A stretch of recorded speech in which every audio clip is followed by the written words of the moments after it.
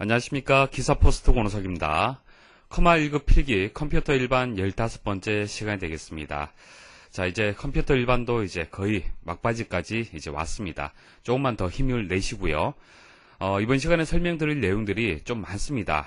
다양한 용어들이 나옵니다. 그래서 여러분들이 용어에 대한 각각의 이제 정의들을 꼭 기억을 하셔야 되고요.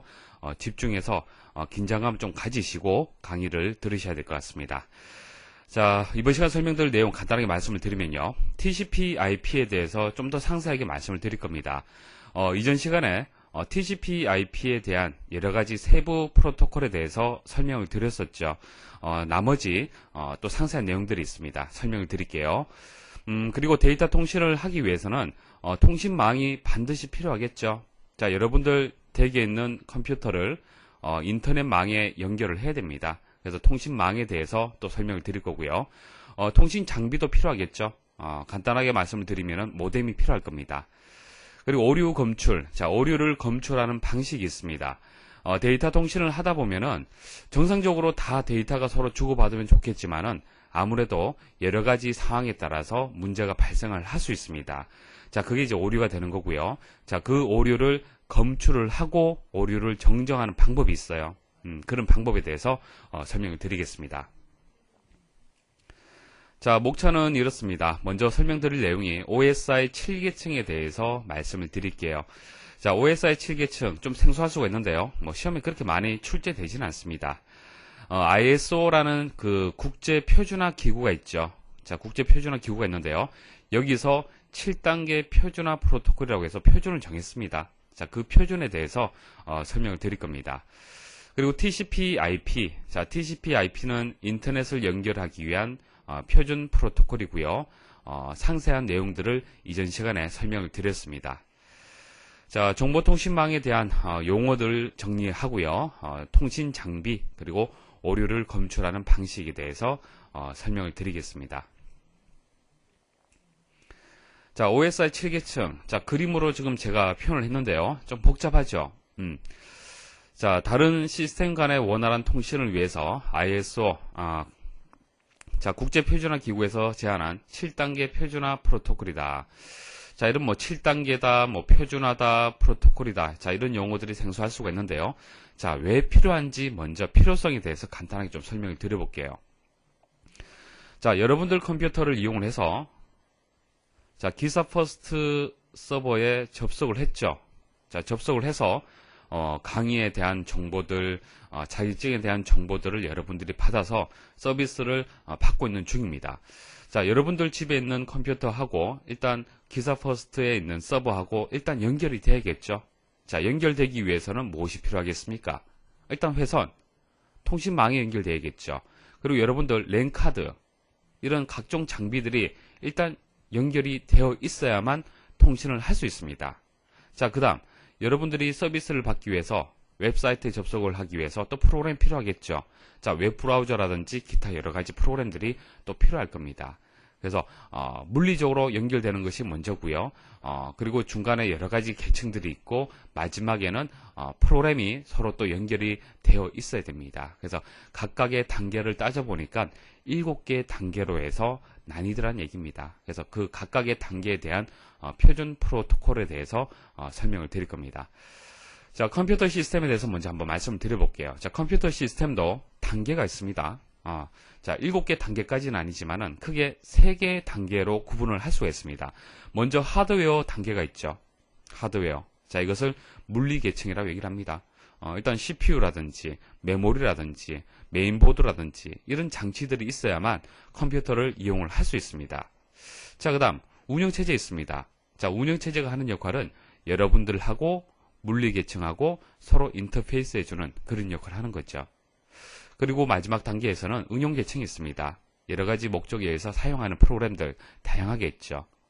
MS 오피스라든지 메일을 주고받는 프로그램도 있을 수가 있고요. 음악을 들을 수 있는 프로그램, 동영상을 재생할 수 있는 프로그램, 자, 이런 프로그램들이 있습니다.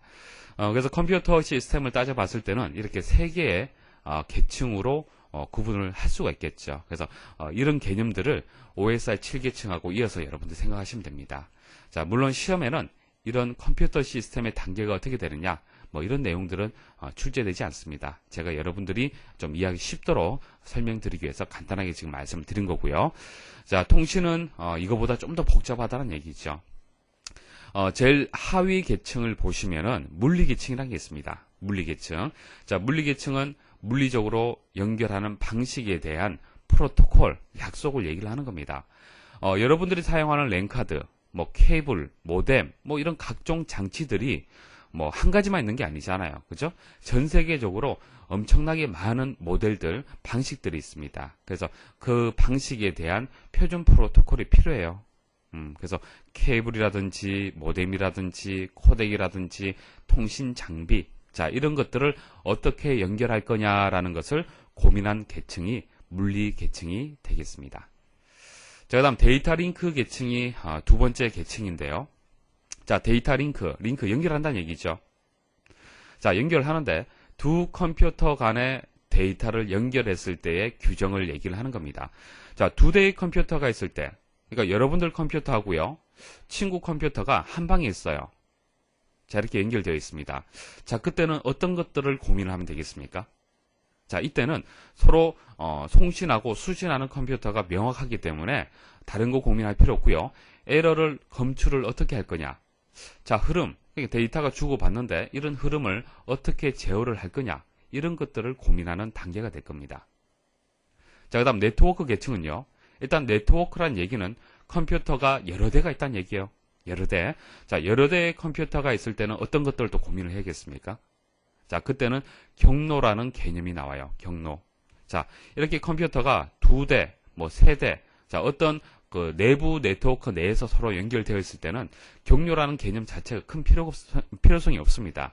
그렇지만은 이런 내부 네트워크에서 인터넷에 연결되어서 인터넷의 어떤 또 내부 네트워크에 연결을 할 때는 어떤 경로에 의해서 접속을 할 거냐에 따라서 통신에 대한 어떤 품질이 달라질 겁니다. 자, 그래서 경로란 개념이 나오는 거예요. 그래서 첫 번째 단계, 두 번째 단계, 세 번째 단계, 물리 계층, 데이터 링크 계층, 네트워크 계층. 자, 이 세 개의 단계를 하위 계층이라고 얘기를 합니다. 그래서 하위 계층은 실제 통신을 하기 위한 준비 단계라고 보시면 됩니다. 자, 그럼 실질적으로 이제 전송을 해야겠네요. 그래서 네 번째 단계가 전송 계층이 되겠습니다. 실제 전송을 하기 위한 여러 가지 규정들을 정의를 했고요.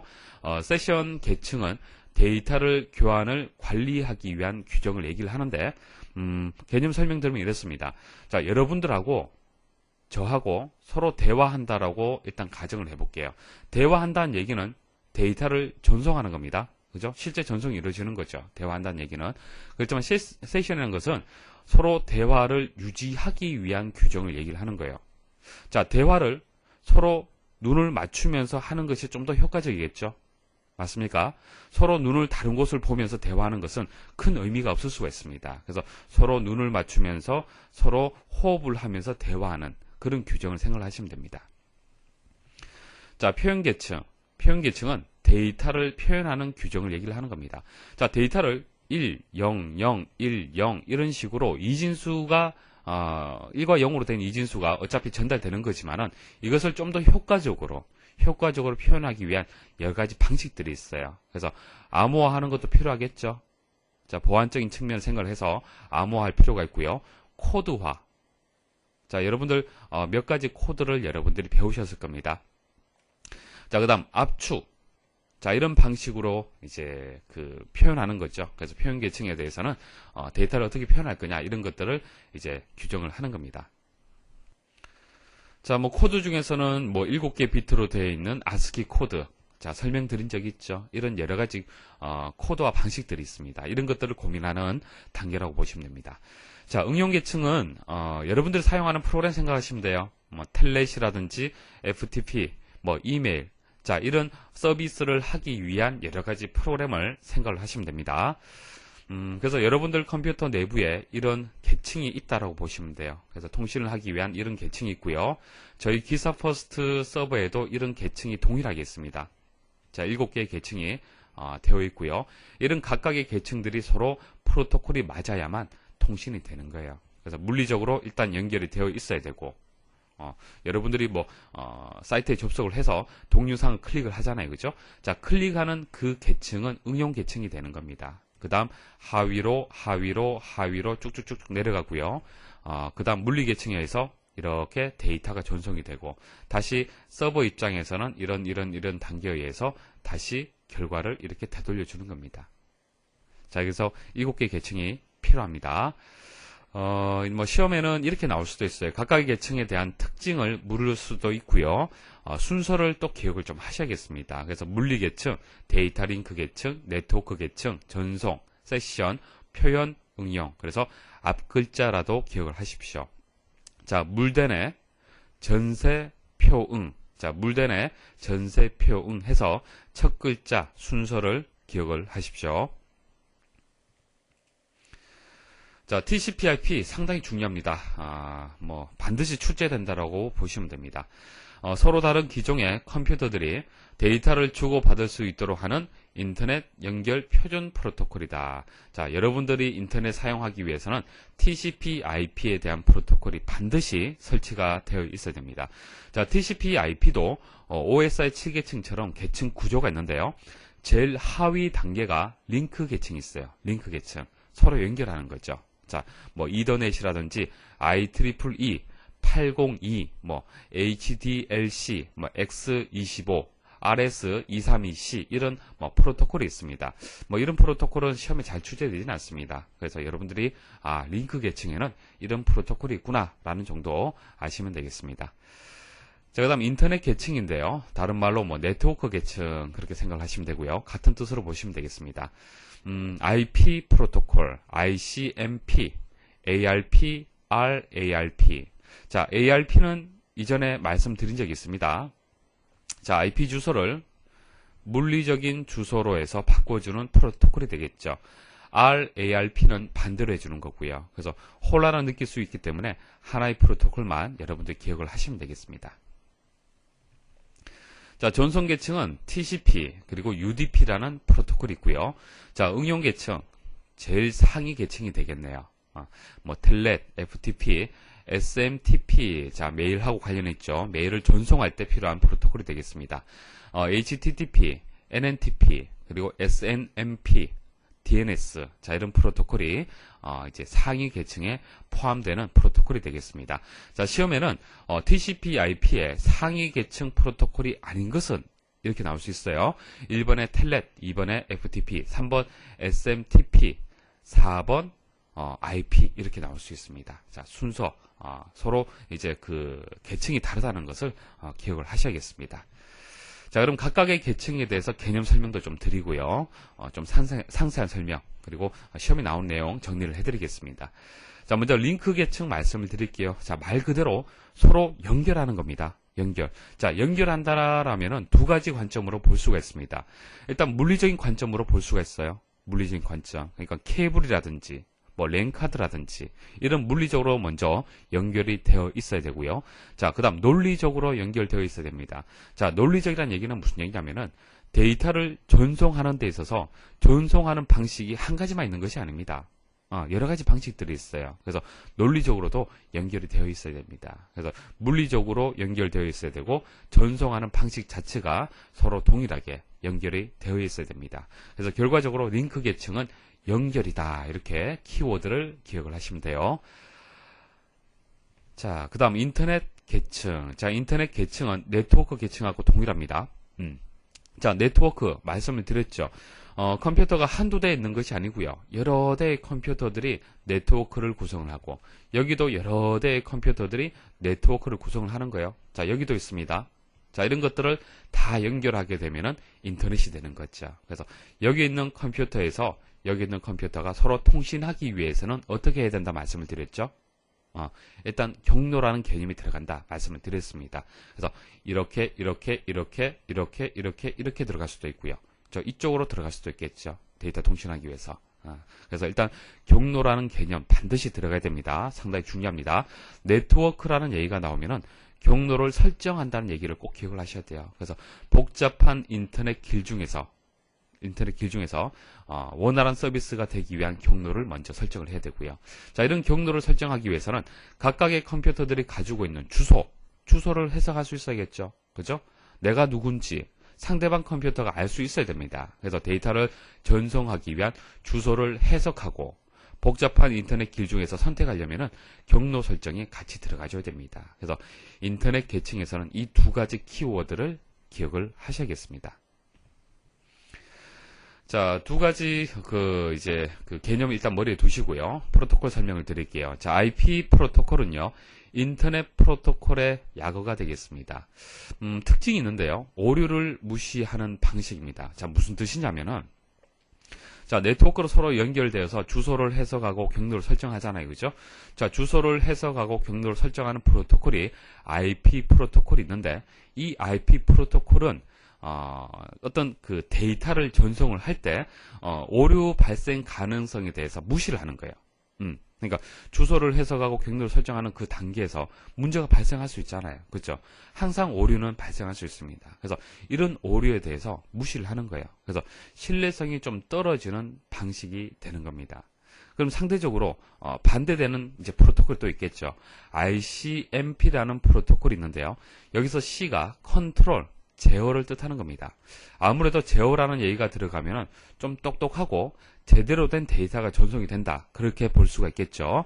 그래서 오류 정보가 발견이 됐을 때는 송신 측에 메시지를 전달하는 그런 기능이 포함되어 있는 프로토콜이 되겠습니다. 그래서 IP가 가지는 신뢰성의 부족함을 보완하는 프로토콜이 되겠습니다. 서로 상반되는 프로토콜이 되겠죠. 그래서 A라는 컴퓨터, B라는 컴퓨터, 여기서는 송신 측이 될 거고요. 수신 측이 되겠죠. 데이터를 쭉 전송을 해서 주소를 해석하고 경로를 설정하는 과정에서 오류가 발생을 했을 때 IP는 무시하는 거예요. 그냥 그대로 데이터를 전송하는 방식이고요. ICMP는 중간에 오류가 발생을 했다, 그러면 송신 측에다가 메시지를 전달하는 거예요. 다시 전송을 해라, 이런 식으로. 그건 좀 더 정확하겠죠. 자, 그다음 패킷이라는 용어가 나오는데요. 패킷에 대한 용어 설명을 드리겠습니다. 자, 네트워크를 통해 전송하기 쉽도록 자른 데이터 전송 단위다, 이렇게 정의를 내리는데, 자, 여러분들 어떤 이미지, 그림을 전송한다고 가정을 해볼게요. 자, 이 그림 한 장을 전송을 할 때, 자, 인터넷 회선을 이용을 한다고 했을 때, 자, 이 인터넷 회선을 통해서 전송을 할 때 이 그림 한 장이 그대로 전송이 되겠습니까? 그렇지는 않습니다. 자, 이 사진을 여러 개의 단위로 해서 이렇게 나뉘게 됩니다.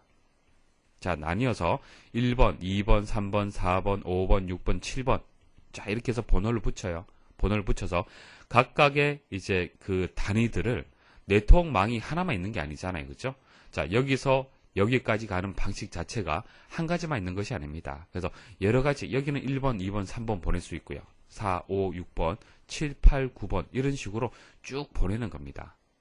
그러면은 이 각각의 단위를 무엇이라고 얘기를 하느냐? 그것을 패킷이라고 얘기를 하는 거예요. 그래서 네트워크를 통해 전송하기 쉽도록 자른 겁니다. 이것을 패킷이라고 얘기를 하고요. 지금은 통신 속도가 빠르기 때문에 이런 경우는 잘 없을 겁니다. 그림 한 장을 전송을 했는데요. 받는 측에서 만약 이렇게 패킷을 나눴다, 그러면은 이 부분이 보이고, 그 다음 이 부분 보이고, 이 부분 보이고, 이런 식으로 띄엄띄엄 보이는 경우, 그런 경험 하셨습니까? 자, 웹페이지를 열었는데 웹페이지가 한 페이지가 한 번에 보여지는 게 아니죠. 여기 조금 보였다가 여기 좀 보였다가 여기 보이고, 이렇게 해서 전체 페이지가 이제 보여지는 겁니다.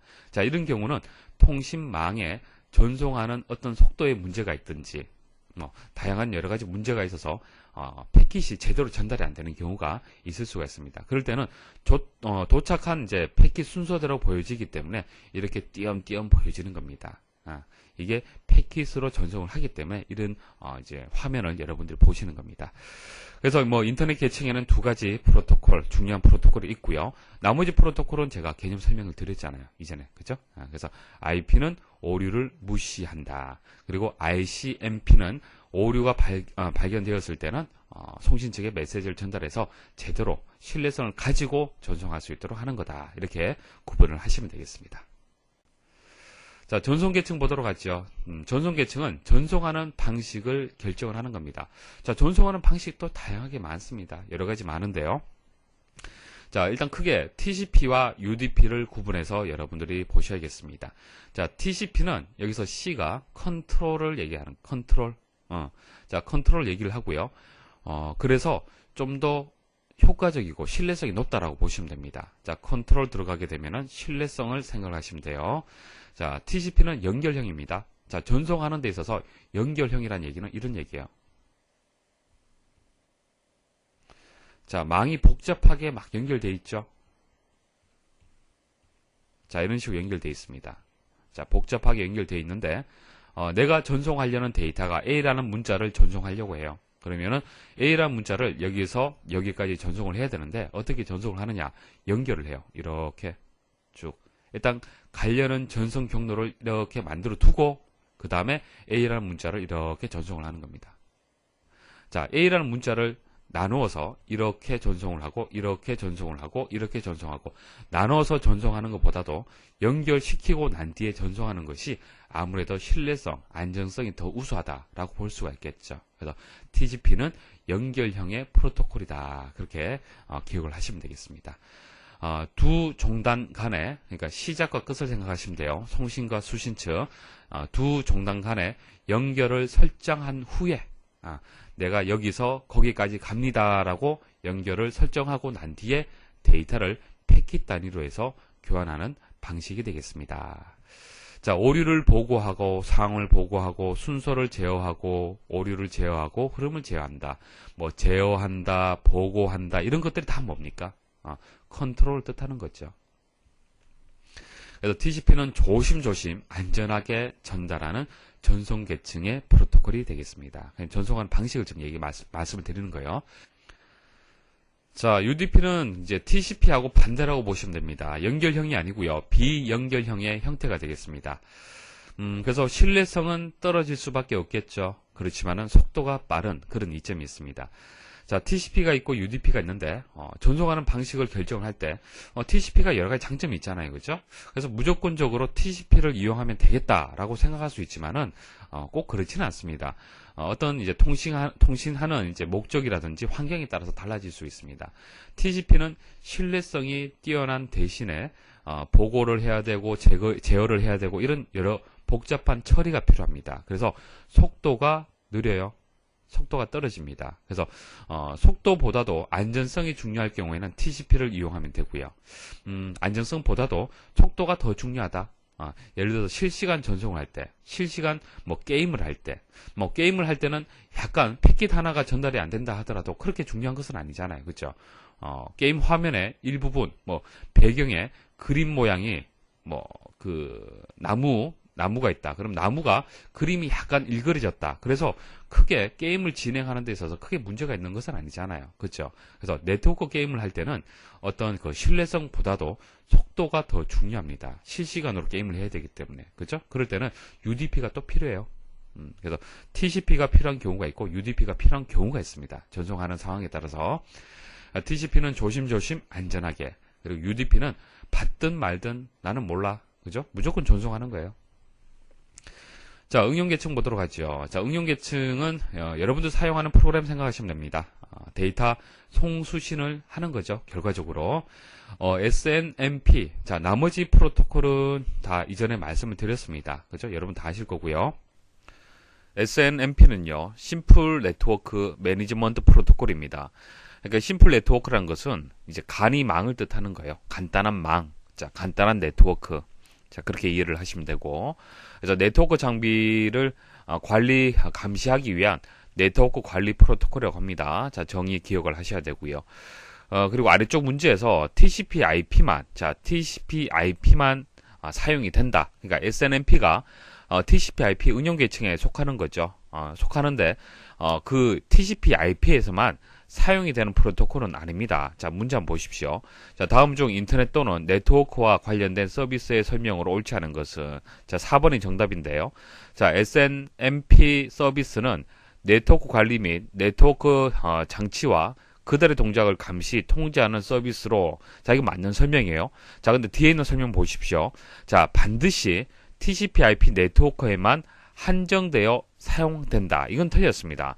TCP/IP만 사용되는 것이 아니라 라우터라든지 허브 등 네트워크 기기에 네트워크 정보를 네트워크 관리 시스템으로 보내는 데 사용되는 표준 통신 규약이에요. 표준 통신 규약이라는 것은 하나에만 사용되는 것이 아니라 광범위하게 사용이 된다고 보셔야 됩니다. 그래서 TCP/IP 네트워크에서만 사용되는 것은 아닙니다. 자, 이렇게 오답으로 이제 4번이 정답이 되겠습니다. 자, 기출문제 보도록 하겠습니다. 다음 보기에 네트워크 장비와 관련된 OSI 7계층으로 옳은 것은 문제 보지 않는다 하더라도 답은 나오겠네요. 자, OSI 7계층 제일 하위 단계가 물리계층이죠. 자, 물대내 쭉 해서 마지막에는 응용계층이 되는 겁니다. 그래서 제일 하단이 이제 물리계층이 되는 거죠. 그래서 장비하고 관련이 있습니다. 자, 허브나 리피터 등의 정기적 신호를 재발생시키는 장비다. 허브라든지 리피터는 뒤에 말씀을 드릴게요. 자, 모뎀, 코덱 등 디지털 아날로그 신호 변환기이다. 그래서 장비란 얘기가 나왔기 때문에 더 이상 볼 건 없을 것 같습니다. 자, 물리계층이 정답이 되고요. 자, 두 번째 계층, 데이터 링크 계층하고 기능에 대해서 옳은 것은 설명에 대해서 맞는 것을 고르는 거네요. 자, 두 번째 계층, 데이터 링크 계층은 두 대의 컴퓨터가 연결되어 있을 때 생각을 하시면 됩니다. 두 대의 컴퓨터가 연결되어 있을 때는 흐름이라든지 에러를 제대로 제어를 해줘야 됩니다. 그래서 관련된 것이 이제 4번이 되고요. 자, 압축하고 암호화하는 것은 데이터를 표현하는 방법이죠. 표현 계층이 되겠습니다. 자, 경로라는 얘기가 나오면은 어떤 계층 말씀을 드렸죠? 자, 꼭 기억을 하십시오. 네트워크 계층이에요. 여러 대의 컴퓨터가 있을 때는 경로에 대해서 고민을 해야겠죠. 자, 3번 TCP/IP는 인터넷의 기본적인 통신 프로토콜로서 인트라넷과 엑스트라넷과 같은 사설망에서도 사용된다. 자, 인트라넷이 무엇이고 엑스트라넷이 무엇인지 정확하게 모르셔도 되는데요. 사설망이라는 것은 자, 인터넷망하고는 이제 반대되는 개념입니다. 자, 인터넷망은 어느 누구나 다 사용하는 망이죠. 통신망입니다. 근데 사설망은 어떤 목적에 의해서 만든 망을 얘기를 하는 거예요. 그러니까 여러분들 회사 내의 네트워크라든지 학교 내의 네트워크라든지 이런 것들은 사설망이라고 볼 수 있어요. 그러니까 이런 이제 내부에서 이루어지는 어떤 통신에 대해서 외부에서 볼 수 없도록 하는 거죠. 그래서 이런 것들을 사설망이라고 얘기를 합니다. 근데 여기서는 그렇게 중요한 것은 아니고요. 자, 결과적으로 이제 상위 계층 프로토콜로 볼 수 없는 것을 찾아라는 얘기입니다. 상위 계층. 자, 응용 계층을 얘기를 하는 거죠. 그래서 SMTP, 메일, HTTP, FTP 이런 것들은 다 포함이 되고요. SNA는 의미가 조금 다릅니다. 좀 다른데요. 시스템 네트워크 아키텍처를 뜻하는 겁니다. 그래서 아키텍처, 어떤 구조를 뜻하는 거죠. 구조. IBM 호스트 컴퓨터와 단말기 사이의 통신을 하기 위해서 독자적으로 개발한 통신망 구조를 얘기를 하는 겁니다. 그래서 상위 계층하고는 관계가 없고요. 자, 여기서 호스트라는 것은 간단하게 여러분들 그냥 서버라고 보셔도 돼요. 서버. 단말기는 클라이언트 이렇게 보셔도 됩니다. 자, 다음 중 TCP/IP에 대한 설명으로 옳지 않은 것은 잘 보셔야 돼요. 특징을 잘 이해를 하셔야 됩니다. 자, IP 3번이 정답이 되는데요. IP는 뭐죠? 신뢰성이 뛰어난 게 아니죠. 신뢰성이 떨어지는 겁니다. 그죠? 예. 그래서 여기 보시면은 라우팅이라는 것은 경로를 설정한다. 그런 의미가 있고요. 오류를 보고하고 상황을 보고한다. 이건 아니죠. 어떤 보고라든지 제어라는 얘기가 나오면은 신뢰성이 뛰어나다라고 볼 수가 있는데 IP는 반대의 개념입니다. 그래서 3번이 정답이 되겠네요. 자, 5번 다음 중 프로토콜과 그 역할이 가장 옳지 않게 연결된 것은 자, 잘못된 설명을 찾는 겁니다. 자, 1번, 2번, 4번은 더 이상 설명드릴 거 없겠네요. 자, 3번에 대한 설명 보도록 하죠. 자, 점대점 통신 규약. 자, 이것을 PPP라고 하는데요. 자, PPP는 포인트 투 포인트를 얘기를 하는 겁니다. 그래서 이제 주로 전화 접속에 쓰이는 프로토콜을 얘기를 하는 겁니다. 예전에는 전화선을 이용을 해서 인터넷을 이용을 했었어요. 그래서 그때 전화 모뎀이 필요했는데 그때 사용된 프로토콜 방식이다. 그렇게 생각을 하시면 됩니다. 포인트 투 포인트, 점 대 점. 자, 그 TCP/IP를 사용하는 경우에 망 제어 규약, 그러니까 원격 클라이언트에서 IP 주소를 할당하거나 TCP/IP 헤더의 압축을 행하는 데 사용이 된다. 자, 이 설명 자체가 무엇에 대한 설명이냐면은 IPCP라는 프로토콜이 있습니다. IPCP. IPCP에 대한 설명이에요. 그 정도만 여러분들 기억을 하시면 됩니다. 자, 망을 제어하는 프로토콜이다. 자, 그렇게 기억을 하시면 되겠습니다. 자, 다음 중 호스트나 라우터의 오류 상태 통지 및 예상치 못한 상황에 대한 정보를 제공할 수 있게 하는 인터넷 프로토콜로 옳은 것은, 자, 쭉 읽어보시면 아시겠지만은 신뢰성이 뛰어난 방식이 되겠네요. 그쵸? 자, 그럼 어떤 것이 답이 되겠습니까? 자, IP가 답이 될 수 있겠습니까? 답이 될 수가 없겠죠. ICMP가 정답이 됩니다. 자, 다음 중 넷뷰. 자, 넷뷰에 대한 설명으로 옳지 않은 것은 약간 지금 설명드린 거하고 좀 동떨어진 프로토콜에 대한 설명인데요. 자주 출제되는 문제는 아닙니다. 이 문제 정도 여러분 다 아시면 돼요. 자, 넷뷰라는 것은 한 대에서 한 200대 정도, 그러니까 소규모가 되겠죠. 소규모의 네트워크, 그것을 랜이라고 얘기를 하는데요. 랜에 대해서는 뒤에 다시 설명을 드릴 겁니다. 간단하게 말씀을 드리면 폴더를 이제 회사 내부에서 폴더를 공유할 때 필요한 프로토콜이다. 그렇게 기억을 하셔야 돼요. MS 마이크로소프트 네트워크 고유의 네트워크 프로토콜이다. 그러니까 윈도우즈 XP, 자, XP를 설치를 했을 때 넷뷰 프로토콜을 여러분들이 이용을 합니다. 이 프로토콜은 토큰 링, 소스 라우팅 방식만 사용할 수 있다. 자, 어려운 설명이죠. 자, 일단 넘어가고요. 넷뷰는 마이크로소프트가 구현한 넷바이오스 표준이다. 자, 넷바이오스의 확장이다, 이런 의미가 있죠. 그래서 비슷한 의미로 보시면 됩니다. 넷뷰나 넷바이오스나.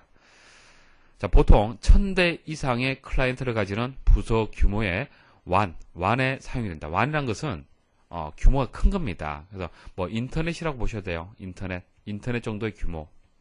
큰 거죠. 근데 넷뷰는 소규모라고 말씀을 드렸습니다. 그래서 4번에 대한 설명이 틀렸네요. 1000대 이상이라고 얘기를 했기 때문에 4번이 정답이 되고요. 나머지는 이런 설명이 있구나, 이런 특징이 있구나 라는 정도 아시면 됩니다. 자, 통신을 하기 위한 통신망 반드시 필요할 겁니다. 자, 통신망과 관련된 용어들 정리를 해드리겠습니다. 자, ADSL 예전에 다들 한번 들어보셨죠? ADSL.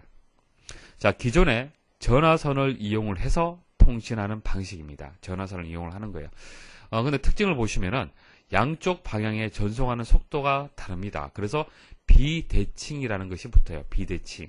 자, ADSL은 비대칭 디지털 가입자 회선을 얘기를 하는 건데요. 다운로드 속도는 빠른데 반면 업로드하는 속도는 느립니다. 그래서 속도도 전체적으로 느리고요. ADSL 방식 자체가 원활한 양방향 서비스가 안 되는 그런 방식이 되겠습니다. 그래서 비대칭에 대한 문제를 해결하기 위해서 만든 것이 HDSL이에요. 그래서 대칭형이 되겠습니다. 대칭형. 그러면은 업로드하고 다운로드 속도가 거의 같다라고 보시면 되겠죠. 속도는 그렇게 빠른 건 아니고요. 자, 속도 회선 수준을 보시면은 북미 기준에서 T1 회선이고요. 유럽 기준에서는 E1 회선입니다. 자, 어느 정도 속도를 얘기를 하냐면은 T1은요. T가 테라를 뜻하는데 10의 12승입니다. 자, 1조를 뜻하는데요. 결과적으로 1.5메가 bps를 속도를 얘기를 하는 거예요. 1.5메가 bps. 근데 여러분들 착각할 수가 있는데요. 여기서 비트를 뜻하는 거고요. 바이트가 아닙니다. 보통 우리가 용량을 얘기할 때는 1메가 바이트죠. 바이트. 비트가 8개 모이면 바이트가 되는 겁니다. 근데 전송 속도를 얘기할 때는 bps 단위를 이용을 해요. bps. 그러니까 초당 몇 개의 비트를 전송을 하느냐를 얘기를 하는 겁니다. 그러니까 저장하는 단위하고 전송하는 단위하고 조금 다르죠. 그래서 여러분들 생각하는 거에서 나누기 8을 생각하셔야 돼요. 그러니까 1.5메가 바이트를 1초에 전송하는 것이 아니고요. 그것을 8로 나누어 줘야 됩니다. 그 정도 속도를 얘기를 하는 거예요. 그러면 속도가 빠른 것은 아니죠. 요즘 회선에 비해서는. 그래서 8로 나누게 되면은 한 200에서 300K 정도 속도가 나올 겁니다. 그래서 속도가 그렇게 빠른 건 아닙니다. 자, E1은 유럽 기준에서 2메가 bps, 2메가 bps 정도의 속도. 그러니까 속도가 그렇게 빠른 것은 아니죠. 자, 시험에 나온 적이 있는데요. 전용 회선에서 각 회선의 최대 전송 속도를 나타내는 단위가 시험에 나온 적이 있습니다. 자, T1이 속도가 가장 느리죠. 그 다음 E1, 그 다음 T2, E2, E3, T3입니다. 자, T1하고 E1, 이것은 구분할 수가 있겠죠. 속도가 다르다는 것을 여러분도 아실 겁니다. 자, 각각의 속도가 있는데 아실 필요는 없고요. 자, T1, E1, 그 다음에 T2가 되고요. E2가 됩니다. 그런데 마지막 부분에서는 T2에서 T3가 되는 것이 아니고 E3 다음에 T3예요. 자, 요거 여러분들이 좀 암기를 하셔야겠습니다. 자, VDSL은 초고속입니다. 자, 속도가 느리다는 것은 아시겠죠? ADSL이 속도가 느리죠. 그래서 속도를 빠르게 만든 겁니다. 자, 다운로드와 업로드 속도 빠르고요. 대용량 파일을 주고받거나 고화질의 동영상 컨텐츠를 즐기기에 적합합니다. 자, very high, V가 들어갔을 때는 빠르다. 그렇게 기억을 하시면 되겠습니다. 자, LAN, 로컬 에리어 네트워크를 얘기를 하는데요. 근거리 통신망입니다. LAN은 보통 우리 그 회사 내에 네트워크를 생각하시면 됩니다. 학교 내의 네트워크, 그러니까 구내 동일 건물 내의 프로그램, 파일 또는 주변 장치 등을 등 자원을 공유할 수 있는 고속의 전송 회선이다. 자, 전송 회선. 학교 내에, 교실 내에 뭐 프린터라든지 뭐 서버라든지 이런 것들을 공유하기 위해서 망을 구성을 하죠. 그것을 LAN이라고 얘기를 합니다. 자, 규모에 따라서 말씀을 드리면은 LAN보다 큰 것이 MAN이라는 게 있어요. MAN. 그러니까 도시 정도의 크기를 얘기를 하는 겁니다. 그다음 WAN 같은 경우에는 이제 인터넷을 생각하시면 돼요. 그러니까 LAN이 모여서 MAN이 되고 MAN이 모여서 WAN이 되는 겁니다. 자, VAN은 조금 개념이 달라요. Value Added Network의 약자입니다. Value, 그러니까 부가 가치를 뜻하는 거예요. 부가 가치. 자, 정보 제공 시 통신 회선을 공중통신 사업자로부터 임차해서 어떤 사업자가 있어요. 어떤 회사가 있습니다. 자, 그 회사에서 통신망을 직접적으로 설치할 수는 없잖아요. 사실상. 그죠? 그래서 KT 같은 데에서 통신망을 빌리죠. 임차를 합니다. 자, 임차를 해서 하나의 사설망을 구축하고 이를 통해 축적해 놓은 갖가지 부가적인 정보 서비스를 유통시키는 정보통신 서비스다. 자, 정보통신 서비스, 뭐 070이라든지 여러분들 많잖아요. 그죠? 여러 가지 정보통신 서비스를 VAN이라고 합니다. 자, WLL. 자, 와이어스의 약자가 되겠습니다. 자, 무선을 생각하시면 됩니다. 무선. 자, 이전에 말씀드린 적이 있는데요. 자, 전화국에서 전화 가입자의 집까지 연결하는 유선. 보통 전화는 유선이잖아요. 그죠? 근데 유선 대신에 무선으로 연결한 전화선을 얘기를 하는 거고요. 자, VoIP. 한번 들어보셨습니까? VoIP. 인터넷 전화를 얘기를 하는 겁니다. 그래서 인터넷을 연결해서, 그러니까 전화선을 연결해서 전화하는 것이 아니고요. 인터넷이 연결되어 있어서 전화하는 방식. 그게 VoIP가 되겠습니다. 자, 컴퓨터 네트워크 상에서 음성 데이터를 IP 데이터 패킷으로 변환하여 전화 통화와 같은 음성 통화가 가능하다. 그러니까 여러분들이 말하는 소리를 패킷으로 바꿔주는 거죠. 자, 인트라넷. 자, 인트라넷은 인터넷 기술을 이용해서 기업 내부의 업무를 해결하는 네트워크 환경을 뜻하는 겁니다. 조금 전에 문제풀이 할 때 간단히 말씀을 드렸죠. 인트라넷, 엑스트라넷. 인트라넷보다도 인트라넷은 회사 하나 내부의 네트워크를 얘기를 하는 거고요. 엑스트라넷은 회사하고 연결되어 있으면 엑스트라넷이라고 얘기를 합니다. 그래서 인트라넷, 회사 내에서 인트라넷의 환경을 만들어서 업무적으로 서로 각각의 부서의 데이터를 서로 주고받고 보고를 하고 그런 환경을 얘기를 하는 겁니다. 자, P2P는 여러분 잘 아시겠죠. 개인 대 개인 파일하고 뭐 여러 가지 뭐 어떤 그 공유하는 그런 기술들을 얘기를 하는 겁니다. 자, 여러 가지 용어들이 많이 나옵니다. 그죠? 용어들이 많이 나오는데 각각의 키워드는 일단 머리에 두셔야 됩니다. 자, 용어를 보시면은 이것이 무엇을 뜻하는 건지 키워드는 여러분도 연상할 수 있어야 돼요. 자, ISDN. 자, ISDN은 종합정보통신망을 뜻하는 거고요. 자, 그림을 통해서 개념 설명을 드릴게요. 자, 우리가 공중전화망. 자, 전화망을 이용하게 되면 전화 이용할 수 있죠. 팩스 같은 거 이용할 수 있잖아요. 그죠? 자, 그 다음 컴퓨터를 이용해서 인터넷을 하기 위해서는 데이터 교환망이 필요합니다. 그러니까 데이터를 서로 교환하는 망이 있고 일단 이런 전화 신호를 서로 교환하는 망이 있어요. 그래서 이렇게 분리되어 있잖아요. 그죠? 자, 이것을 통합한 것이 ISDN이 되겠습니다. 그래서 ISDN이 있으면은 전화도 할 수 있고 팩스도 할 수도 있고 인터넷도 이용할 수 있는 거예요. 통합하는 거죠. 그래서 종합정보통신망이라고 얘기를 합니다. 자, 동일한 통신망으로 음성, 비음성 등의 통신 서비스를 제공할 수 있는 통신망이다. 자, ISDN 앞에다가 B가 붙었네요. 자, B가 붙게 되면은 광대역 고속이라는 의미가 있습니다. 광대역 고속. 그래서 ISDN보다도 고속이다. 그렇게 기억을 하시면 됩니다. 자, 데이터 음성, 고해상도의 동영상 등 다양한 서비스를 디지털 통신망을 이용해서 제공하는 고속의 통신망이다. 자, 다음 중 데이터 통신을 위하여 사용되는 통신망에 관한 설명으로 옳지 않은 것은, 자, 랜은 자원 공유를 목적으로, 자, 여기까지 좋아요. 자, 근거리 통신망으로 높은 에러 발생률 때문에 저속 전송으로 안정성을 보장하는 통신망이다. 자, 여기서 설명이 틀렸네요. 자, 에러 발생률이 낮죠. 왜 그래요? 자, 인터넷하고 랜하고 비교를 한번 해보십시오.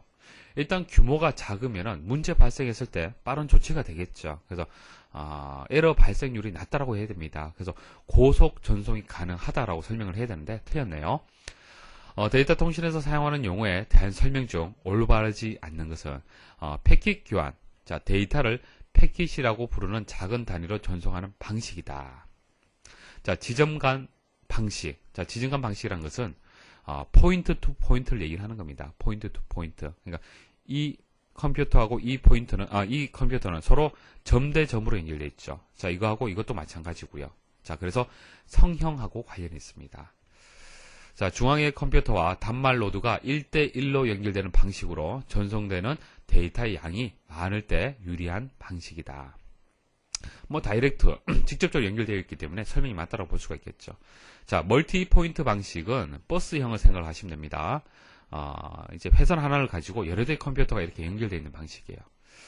다수의 단말 노드가 하나의 통신 회선에 연결되어 정보의 송수신을 행하는 방식이다. 맞는 설명이고요. ISDN 방식은 전자파의 연속적인 값으로 이루어져 있는 아날로그 데이터 전송 방식이다. ISDN은 어떤 통신망에 대한 것은 맞는데 지금 얘기하는 이런 교환 방식, 전송하는 방식하고는 좀 거리가 멀죠. ISDN은 항상 이제 여러분 생각할 때 통합이라는 것을 생각을 하셔야 됩니다. 자, 통신 장비 설명을 드릴게요. 자, 시험에는 연동 장치다 이렇게 나옵니다. 서로 연결해 준다 그래서 연동하는 장치다, 뭐 통신 장비다 이렇게 나옵니다. 자, 하나 이상의 네트워크를 상호 연결하는 장비고요. 자, 그림을 통해서 각각의 장비들의 개념을 먼저 설명을 드릴게요. 자, 회사 내에 연결되어 있는 통신망 무엇이라고 말씀을 드렸습니까? 랜이라고 말씀을 드렸죠. 랜. 자, 랜으로 서로 연결되어 있는데요. 자, A 컴퓨터, B 컴퓨터, C 컴퓨터가 연결이 되는데, 자, 이것을 연결하기 위해서 필요한 장비가 허브라는 장비가 필요해요. 허브. 여러분들 대개 사용하는 무선 공유기 있죠. 무선 공유기. 자, 그 무선 공유기가 허브가 되는 겁니다. 자, 허브가 있기 때문에 컴퓨터 한 대만 연결하는 것이 아니고요. 회사 내에, 집에 내에 있는 여러 컴퓨터들을 인터넷을 다 이용할 수 있도록 연결할 수 있는 겁니다. 자, 허브 생각하시면 되고요. 자, B 회사에서도 이렇게 동일하게 이렇게 랜을 구성을 했습니다. 자, 그 다음 A 회사에서는 자, 이것은 동일 건물 내에 있는데요. 자, 옥상에 컴퓨터 한 대가 더 있습니다. 그래서 이것을 연결하고 싶어요. 자, 그런데 가까이 있는 컴퓨터하고 연결할 때하고 조금 다르겠죠. 거리가 멀 수가 있습니다. 그래서 그때 필요한 것이 리피터라는 장비가 필요해요. 자, 증폭해 줍니다. 증폭. 신호를 증폭해주는 역할을 하는 거예요. 리피터. 그래서 거리가 멀기 때문에 신호는 어떤 물리적인 그 회선 내에서 전송이 되는 거기 때문에 시간이 지나고 거리가 멀면은 이제 신호 자체가 세기가 약해집니다. 그래서 중간에 증폭하는 장치가 필요해요. 자, 그리고 서로 다른 이제 네트워크끼리 이렇게 연결해주는 브릿지라는 또 장비가 필요합니다. 그러니까 A 회사, B 회사가 서로 네트워크를 구성하려면은 브릿지, 다리 역할을 하는 장비가 필요하고요. 자, 그 다음 이렇게 이제 네트워크가 구성이 되고, 자, 인터넷, 그러니까 외부 인터넷하고 외부 망하고 연결하려면은 라우터라든지 게이트웨이라는 것이 필요합니다. 근데 보통 라우터가 게이트웨이 역할도 같이 해요. 자, 게이트웨이, 문을 얘기하는 거죠. 문. 대문을 얘기를 하는 겁니다. 그래서 회사에서 나가고 들어오는, 자, 인터넷을 쓰고 인터넷에 있는 데이터를 자료를 다운로드 받는다. 그러면 그때 연결되는 부분이 있겠죠. 그게 게이트웨이가 되는 거예요. 자, 이제 시험에 나오는 내용 설명을 드릴게요. 자, 먼저 허브 장치 말씀을 드릴게요. 자, 컴퓨터를 연결하는 장치가 되는 겁니다. 자, 랜에 있어서 통합 회선 관리가 되는 겁니다. 뭐 시험에는 이렇게 나와요. 자, 허브에 대한 개념은 아시겠죠? 자, 랜을 구성을 하는데 회선, 그러니까 허브가 없다라면 각각의 회선들을 관리하기가 좀 어렵습니다. 그래서 허브를 이용하게 되면 통합적으로 회선을 관리할 수 있습니다. 자, 이런 허브가 크게 두 가지가 있습니다. 똑똑하지 못한 허브가 있고요. 똑똑한 허브가 있는데요. 자, 더미 허브는 랜이 보유한 대역폭을 컴퓨터 수만큼 나누어서 제공하는 그런 구조를 얘기를 하는 겁니다. 자, 보세요. 자, 허브가 한 대 있으면은, 만일 5대가 연결되어 있다. 자, 외부망이 연결되어 있겠죠. 자, 이게 100메가예요. 자, 100메가 속도입니다. 그럼 더미 허브로 연결되어 있으면은 100메가를 5로 나누어서, 그럼 20메가가 되겠죠. 20메가. 20, 20, 20, 20. 이런 식으로 이제 인터넷을 이용하는 허브 장치가 되는 거고요. 자, 스위칭 허브는 각각의 노드가 최대 대역폭을 사용할 수 있도록. 그러니까, 만일 5대의 컴퓨터가 늘 이용되는 게 아니잖아요. 그죠? 만일 한 대의 컴퓨터만 이용을 하고 있다. 그러면 100메가를 그대로 이용할 수 있는 거예요. 그 대신 여러 대의 컴퓨터가 연결된다 그러면은 속도는 자연히 떨어지겠죠. 그래서 보통 우리는 스위칭 허브를 이용을 하고 있습니다. 그래서 뭐 허브라는 것은 이제 뭐 직역을 하게 되면은 바퀴의 뭐 중심 이런 역할을 하는 거죠. 그래서 중심이 있으면은 이게 바퀴 살로에서 이렇게 연결되어 있는 이런 모양을 생각을 하시면 됩니다. 그래서 더미 허브 같은 경우에 선형 구조, 자 그렇게 여러분들 기억을 하시면 되겠습니다. 자, 리피터는 장거리 전송할 때 신호 증폭하는 그런 기능을 가지고 있고요. OSI 계층으로 보자라면은 1계층하고 관련된 이제 그 장비가 되겠습니다. 자, 1계층은 단순하게 이제 연결해주는 역할을 하는 거죠. 자, 브릿지는 동종의 랜을 연결해주는 겁니다. 자, 데이터 링크 계층하고 관련된 장비인데요. 자, 두 번째 계층하고 관련이 있습니다.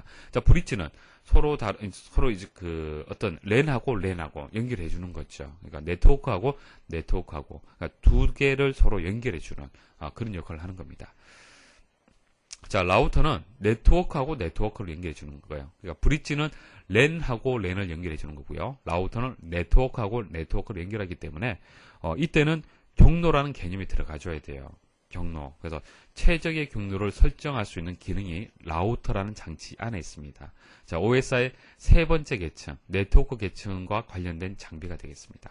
자, 네트워크하고 네트워크를 연결하려면은 경로라는 개념이 들어가줘야겠죠. 자, 게이트웨이는 라우터하고 거의 비슷한데요. 다른 네트워크 사이를 이제 결합하는 겁니다. 그러니까 네트워크하고 네트워크를 연결한다는 개념은 동일해요. 자, 동일하고요. 그 대신 뭐 경로 설정이라든지 이런 얘기는 안 나옵니다. 그래서 시험에는 경로를 설정하는 장비다 이런 얘기 나오면 무조건적으로 라우터예요.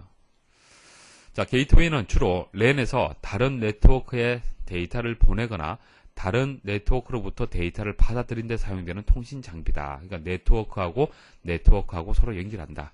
자, 서로 다른 프로토콜을 사용하는 네트워크로 연결할 때 사용이 된다. 그러니까 A라는 네트워크, B라는 네트워크, 서로 전송하는 방식이 다양하죠. 프로토콜이 다양합니다. 그래서 서로 이제 다른 프로토콜을 이용할 때 중간에 연결해주는 그런 역할을 하는 겁니다. 뭐 쉽게 말씀드려서 회사에서 인터넷망을 연결했을 때 게이트웨이가 필요하다는 얘기예요. 자, 프로토콜 변환 기능을 내포하며 자, 서로 다른 프로토콜을 사용하는 네트워크를 연결을 해야 되기 때문에 변환 기능이 있어야겠죠. 자, OSI 참조 모델의 7계층까지 포함하는 연동 장치다. 자, 기출문제 보도록 하죠. 자, 여러 랜과 WAN이 상호 운용되고 연결되도록 해주며 이더넷과 토큰 링과 같은 각기 다른 네트워크 토폴로지를 가진 랜들을 서로 연결하는 하드웨어다. 뭐 설명 자체가 복잡한데요. 모르셔도 됩니다. 중요한 것은 경로를 선택한다. 이게 키워드가 되는 거예요. 자, 최적의 패킷 경로를 선택하는 장비 하면 무조건적으로 라우터예요. 자, 그리고 쭉 읽어보십시오. 최적의 길을 찾는다. 이것도 라우터가 됩니다.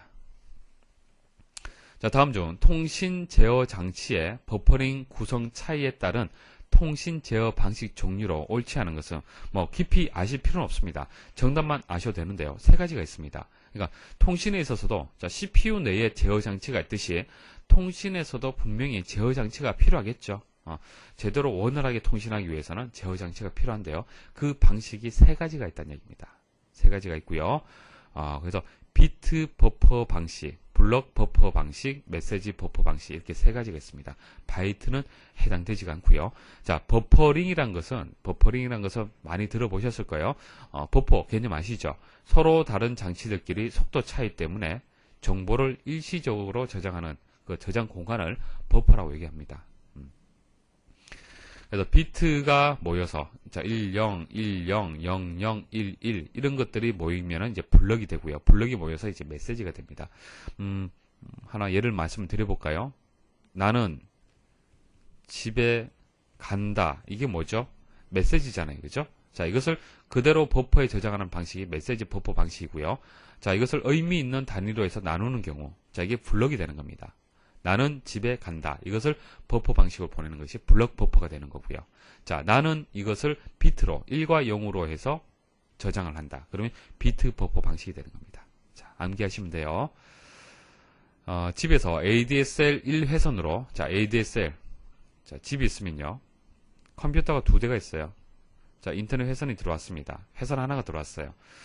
자, 2대의 컴퓨터를 연결하여 인터넷을 사용하려고 한다. 그러니까 공유한다는 얘기죠. 인터넷을 공유하는 겁니다.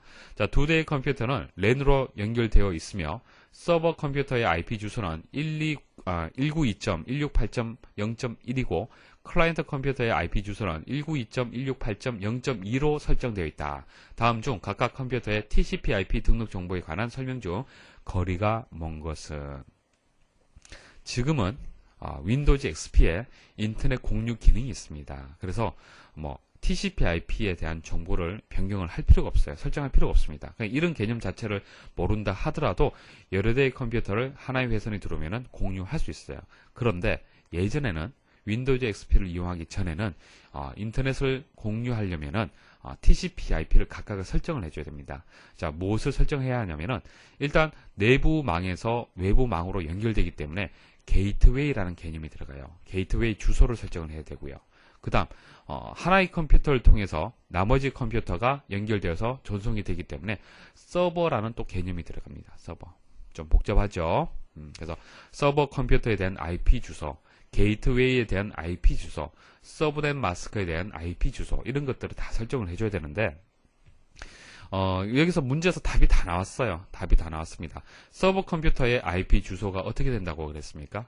192.168.0.1이라고 그랬죠.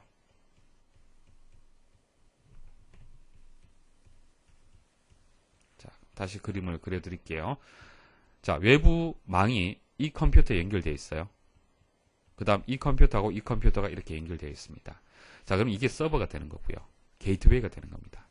서버가 되고 게이트웨이. 자, 이게 192.168.0.1이라고 했죠. 그리고 클라이언트, 이게 클라이언트가 되는 거죠. 이 서버를 통해서 인터넷 서비스를 받는 겁니다. 자, 이것은 2번이라고 했습니다. 서버는 1번, 클라이언트는 2번이라고 했어요. 자, 1번 보도록 하죠. 자, 서버 컴퓨터의 게이트웨이 주소는 192.168.0.2다. 자, 2는 뭡니까? 클라이언트가 되는 거죠. 그래서 이 컴퓨터의 서버의 주소하고 게이트웨이 주소는 1번입니다. 1번. 그래서 1번에 대한 설명이 틀렸어요. 자, 두 컴퓨터의 서브넷 마스크. 서브넷 마스크는 전에 말씀을 드렸었죠. 25.25.25.0. 이게 C 클래스가 되겠네요. 그죠? 자, C 클래스는 단위가 어떻게 됐습니까? 시작 주소가 192에서 223까지. 그러니까 192가 포함이 되잖아요. 그죠? 그래서 C 클래스가 되기 때문에 255.25.25.0이 맞습니다. 클라이언트 컴퓨터의 게이트웨이 주소는 192.168.0.1로 설정하였다. 자, 게이트웨이 주소가 1이 맞죠. 자, 본인이 사용하는 통신 서비스 회사의 DNS 서버 주소를 지정한다.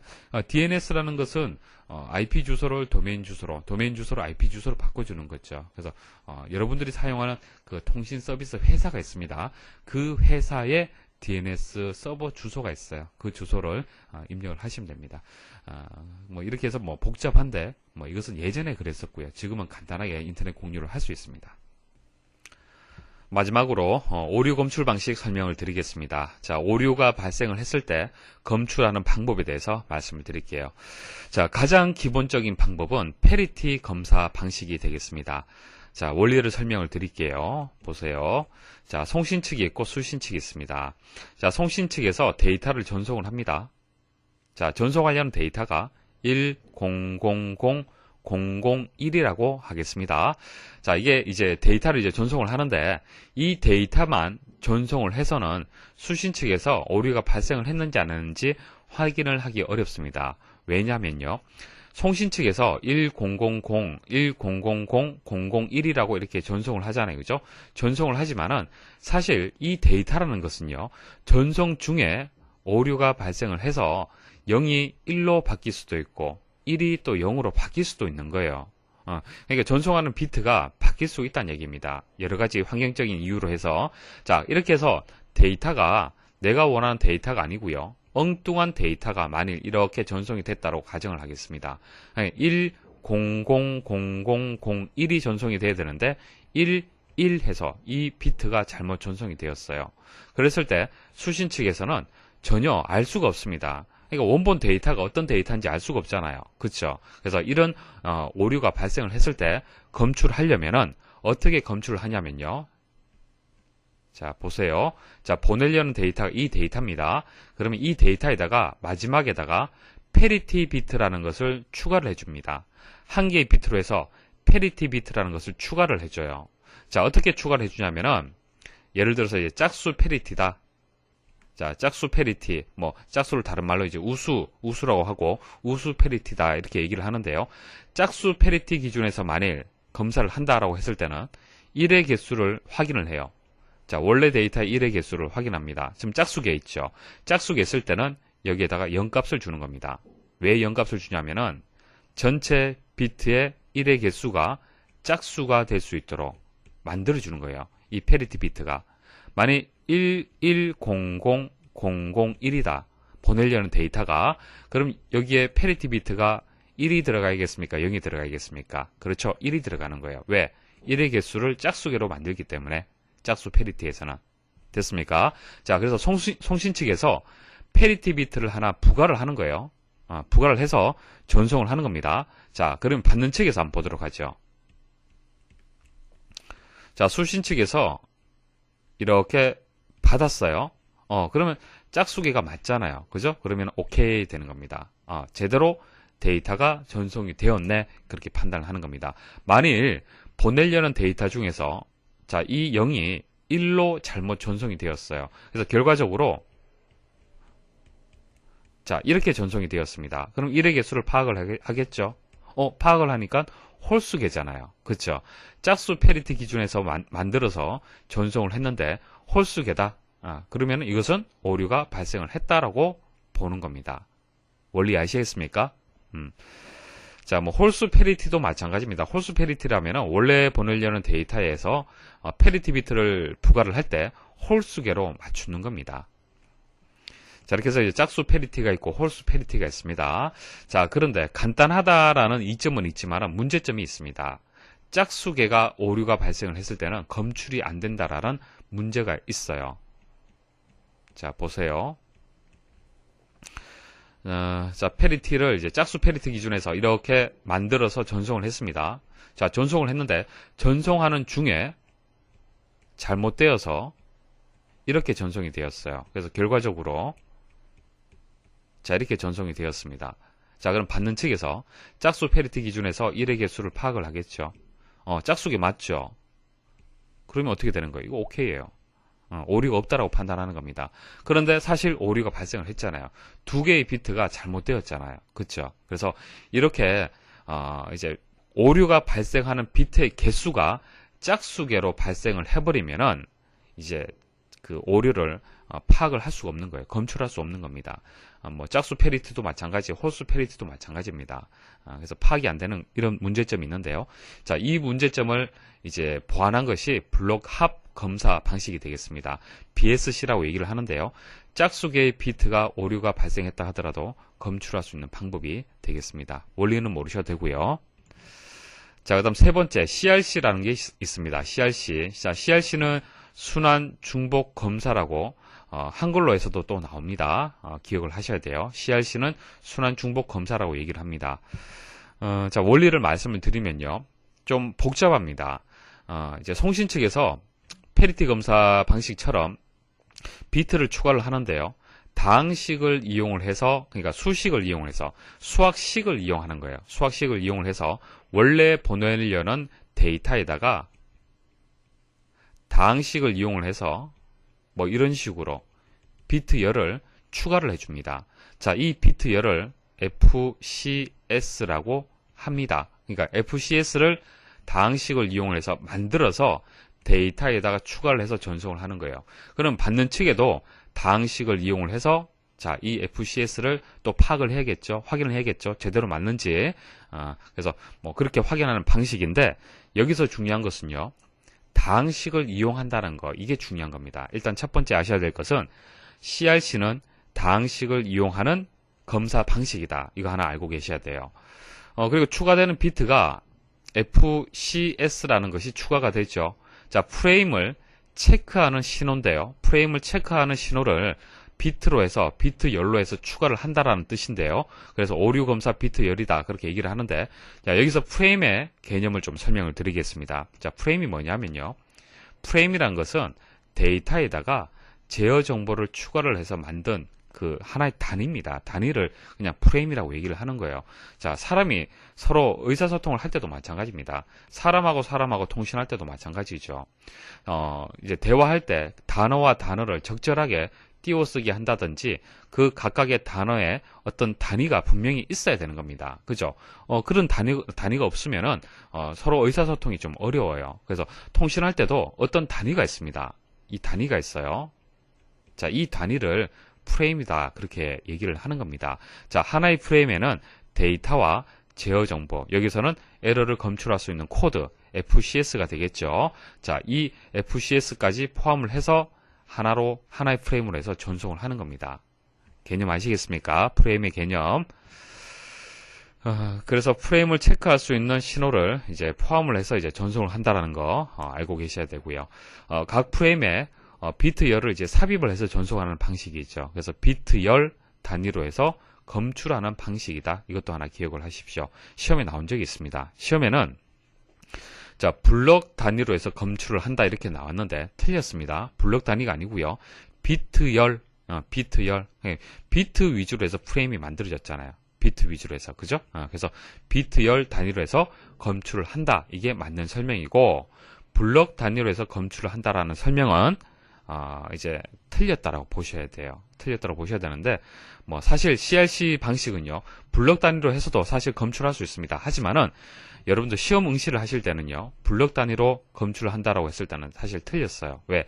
정확하게 설명을 하면은 비트 열 단위로 해서 검출을 한다라고 해야 되기 때문에 틀렸다라고 보셔야 됩니다. 자, 이거 하나 기억을 하십시오. 자, 그래서 CRC라는 얘기가 나오면은 일단 순환 중복 검사라는 거 알고 계셔야 되고, 다항식 이용한다는 거, 자, 비트 열 단위로 해서 검출한다는 거, 그리고 정정이 안 된다라는 거. 왜냐면은 해밍 코드라는 것이 있는데요. 해밍 코드는 검출도 할 수도 있고요, 정정도 가능합니다.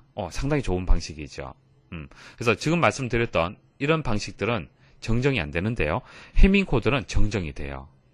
그래서 두 개의 비트의 에러 검출 가능하고요. 한 개의 비트는 에러 교정이 가능하다.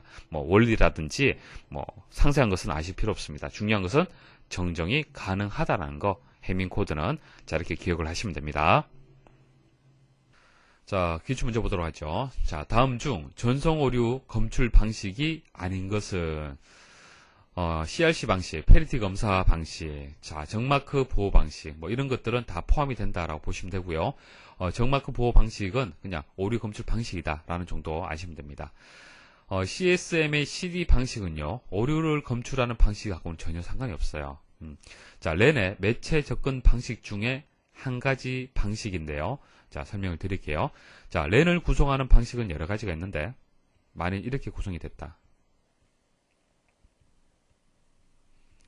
자, 하나의 회선. 자, 렌이 구성이 되어 있잖아요. 그죠? 하나의 회선을 이용해서 여러 대의 컴퓨터들이 이 회선을 이용하려고 합니다. 그러면은 회선은 하나인데 사용하려는 컴퓨터들은 여러 개의 컴퓨터들이 있잖아요. 그죠? 그러면 어떤 순서라든지, 이 회선을 이용하는 순서라든지, 그리고 서로 신호를 보내다 보면 충돌할 수도 있겠죠. 그죠?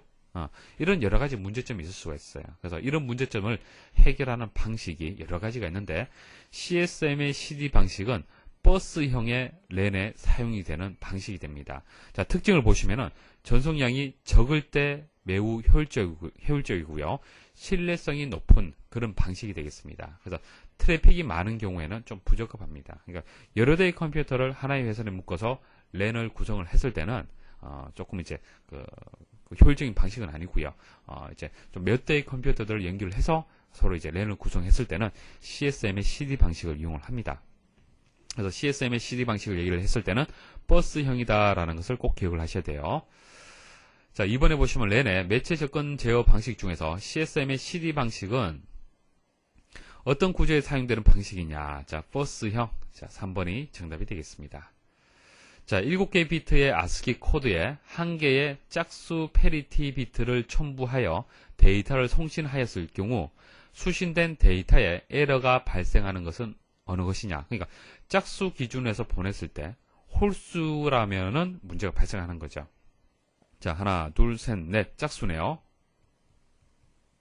하나, 둘, 셋, 넷, 다섯 홀수네요. 하나, 둘, 셋, 넷, 다섯, 여섯 이거 짝수입니다.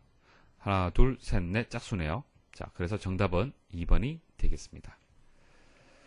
자, 이번 시간에 설명드렸던 용어들 상당히 많죠. 생소한 용어들이 많습니다. 여러분 다시 한번 복습을 좀 하셔야 돼요. 각각의 용어별로 해서 키워드 기억을 하셔야 됩니다. 예를 들어서 IP는 뭐죠? 신뢰성이 떨어진다 라고 하면은 나머지는 문제를 보시면 답을 찾을 수가 있어요. 그죠? 이런 식으로 해서 키워드는 꼭 기억을 하십시오. 예. 강의 들으신다고 수고 많이 하셨습니다.